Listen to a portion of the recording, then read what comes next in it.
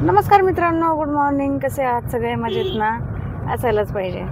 मग आम्ही ना आज निघालोत सकाळी सकाळी गुरु महाराजांना. आमचे जे गुरु महाराज होते बीडमध्ये, त्यांचा चौमासा झालेला होता आणि ते आता म्हणजे पायी आता जाणार आहेत ते नगरपर्यंत. तर मध्ये मध्ये असे स्टॉप बाय स्टॉप एका गावाला थांबून ते जात आहेत. तर आज ते चाललेत मादळमोही. येणार आहे मादळमोही या गावाला आम्ही चाललो त्यांचे दर्शन करायला. आणि माझ्यासोबत आहे ललित आणि आमचा ऋषभ गाडी चालवते आता. ललित मामाचा मुलगा माझ्या, तुम्हाला सगळ्याला माहिती आहे, बऱ्याचदा सोबत असतो. आणि आम्ही आज दर्शन वगैरे करणार. आणि बरंच लांब आहे बेडपासून मादळमोही. आणि आमच्या गुरु महाराजांची खरंच कमाल आहे, कारण ते पूर्ण प्रवास हा त्यांच्या आयुष्यातलं पूर्ण पायी प्रवास करतात एका गावाहून दुसऱ्या गावावर. आणि इथून ते नंतर नगर, पुणे असं जाणार आहेत. आणि त्याच्यामुळे आम्ही आज चाललो त्यांचे दर्शन करायला. आहे जवळ म्हणजे. तर पुढचा प्रवास तुम्हाला दाखवते. सूर्य मंदिर. आणि आता जाताना बघा पूर्ण असं खेडेगाव आहे इकडे, पूर्ण खेडेगाव आहे. सकाळचं वातावरण एवढं छान आहे. सगळीकडे गाई बैल शेती वगैरे असं मस्त. आणि सकाळचं ऊन एकदम कवळं ऊन आहे सकाळचं. आणि सुंदर असं वाटतंय आम्हाला. सगळीकडं ग्रीन हिरवी झाडे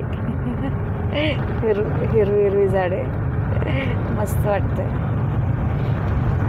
आम्हालाच उशीर झाला यायला खरं तर, पण बघूयात आता गुरु महाराज कुठपर्यंत गेलेत ते.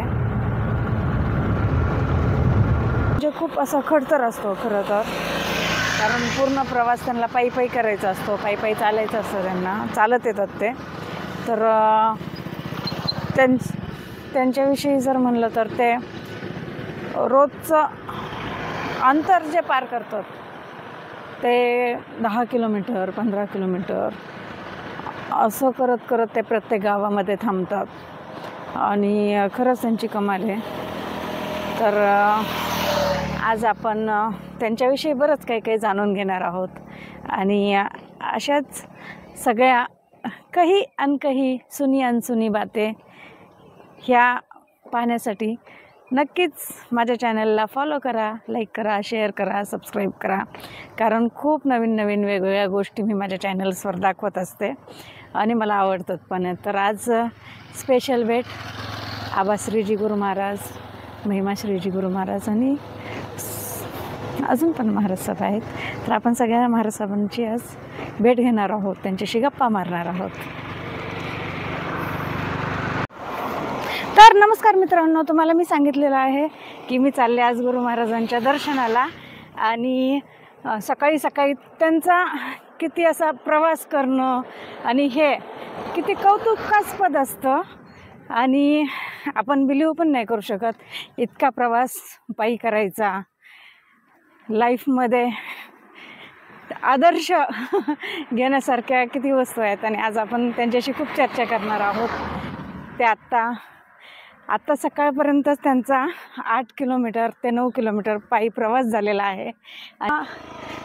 आज कितने किलोमीटर चल रहे हैं? आज हमारा 8 किलोमीटर हो जाएगा. 8 किलोमीटर चले आज हम लोग. आज 8 किलोमीटर चल रहे हैं. और फिर आपका आज का दिन भर का नियोजन क्या है? आज हमारा दिन भर का नियोजन तो जो रोज़ का रहता है, जाएंगे फिर नाश्ता वगैरह लेंगे, फिर हमारा जो नित्य क्रम रहता है, स्वाध्याय है, जाप करना, स्वाध्याय करना. हाँ. फिर कोई पब्लिक आती है तो उनको भी थोड़ा भजन वगैरह सुनाना, उनको थोड़ा धर्म के प्रति समझाना. हाँ. ये हमारा रहता है. फिर संध्या आ जाती है. संध्या में हमारा प्रतिगमन होता है रोज़ का, कि रोज़ का जो पूरे दिन का जो पाप दोष लगा है, हाँ. उसका प्रायश्चित करते हैं. शाम को प्रतिगमन करते हैं, फिर स्वाध्याय जाप करते हैं, बस. हां. कारण बघा, धर्म जागृती करणं आणि आपण लाईफमध्ये आपल्या खूप कामं चालू असतात.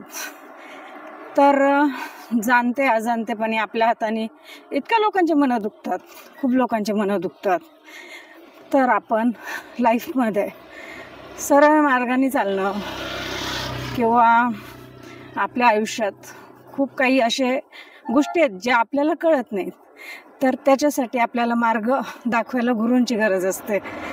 आई, वडील आणि गुरु हे आपल्या आयुष्यातले 3 आधारस्तंभ आहेत, ज्याने आपलं आयुष्य हे सुखकारक होतं. आणि आयुष्यात कोणत्या मार्गाने चालायचं हे गुरूंशिवाय आपल्याला कोणी सांगू शकत नाही, कारण आपल्याला तेवढा अनुभव नसतो. आणि त्याच्यामुळं गुरुची साथ आपल्याला पाहिजेच असते. आणि इतके छान गुरु आहेत, हे खूप छान आहेत आणि प्रेमळ आहेत. सगळ्यांना समजून सांगण्यासाठी अजिबात चिडत नाहीत, अजिबात.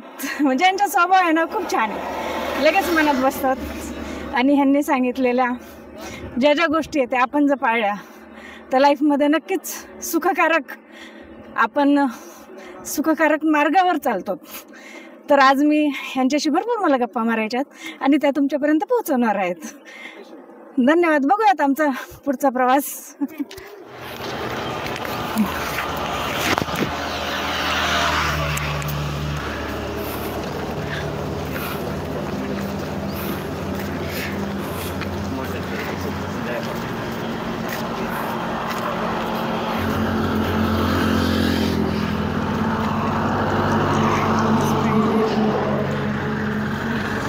हर रोज सवेरे कितने बजे निकलता है? 6:30 निकलता है अभी 6:30. मौसम ठंडा है ना, हाँ, गर्मी में निकल नहीं। अभी इसके आगे तो बहुत ठंडी पड़ती है. अरे ठंड पड़ी नहीं है, अभी तो पड़ेगी। 2-4 दिन से कुछ में बहुत सारी, लेकिन इसके बाद इतना भयानक ठंड का मौसम चालू होता है. आणि बघा, कोणता पण मोसम असतो, थंडी, गारठा, सकाळी सकाळी आपल्याला किती प्रॉब्लेम येतात उठायचे. आपण उठत नाहीत, पण गुरु महाराजांसोबत चालायचं म्हणलं की माणूस फास्ट तयार होऊन लगेच बाहेर निघतो, कोणता पण मोसम असला तरी. आणि पहा, आता ह्यांची संगत लाभणं म्हणजे आपल्याला नशीब लागतं. आणि आजचं वातावरण खूप छान आहे. वातावरण इतकं सुंदर वातावरण झालेलं आहे. आणि खेडेगाव असल्यामुळे खेडेगावचं वातावरणामध्ये आणि सिटीतल्या वातावरणामध्ये खूप फरक असतो. निसर्गरम्य वातावरण आहे आणि निसर्गरम्य वातावरणाच्या सान्निध्यामध्ये मी आहे आज आमच्या गुरु महाराजांसोबत. हे कोळगावनंच ना, मादळ मोहीवरून आलोत आणि आत्ता कोळगावमध्ये आहेत. तर कोळगावचे वातावरण सकाळी सकाळी खूप छान आहे आणि आम्ही एक्झॅक्टली पोहोचलो आहोत कोळगावमध्ये. तर हे पहा, खूप छान आहे. गाड़ी आगे दामो ना, गाडीने यावे.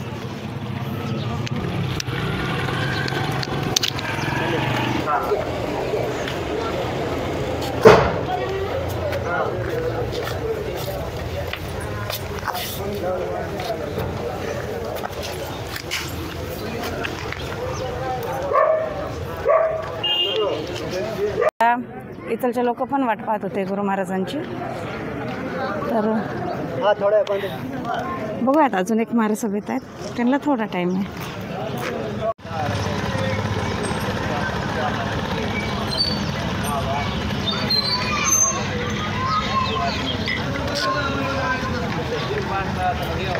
आज मादल मोही के सत्यनारायण जी दूत परिवार के यहाँ से महाराज साहब का विहार श्रीमान राजेंद्र जी पन्नालाल जी दुग्गड़ एवं पन्नालाल जी पारक, ऐसे कोळगांव श्री संघ इनके यहाँ पे हुआ है.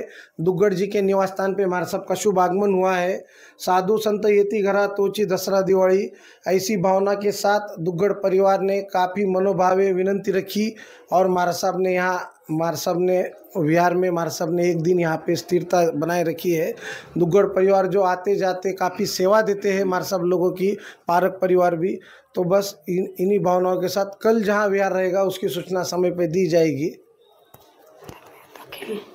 परम नेत्रे पद्मासने लक्ष्मी देव निवांचा बोलणी शत्रुचाटे मां मोहिनी सरंदर नरी वशीकरणी जय विजय गुरु गुरुनी विधि राजा प्रजा मौले मौले स्वाहा रक्षमां देवी पद्मे रक्षमां देवी पद्मे रक्षमां देवी पद्मे चतारी मंगलम अनिहंता मंगलम सीता मंगलम साहु मंगलम देवी प्रणतोदम मंगलम चतारी लोकोत्तम अनिहंता लोकोत्तम सीता लोकोत्तम साहु लोकोत्तम देवी प्रणतोदम लोकोत्तम चतारी शरणं भवजामि रेते शरणं भवजामि सीते शरणं भवजामि साहु शरणं भवजामि देवी प्रणतम दमो शरणं भवजामि ये 4 शरण दुर्गति हम यो न शरण बख्शी। एक साथ भावपूर्वक श्रद्धापूर्वक बोलिए भगवान महावीर स्वामी की, शांतिनाथ भगवान की, आचार्य सम्राट आनंद ऋषि जी महाराज साहब की, कर्नाटक के श्री परम पूज्य गणेश लाल जी महाराज साहब की, आचार्य प्रवर देवेंद्र मुनि जी महाराज साहब की, उपाध्याय परम पूज्य पुष्कर मुनि जी महाराज साहब की,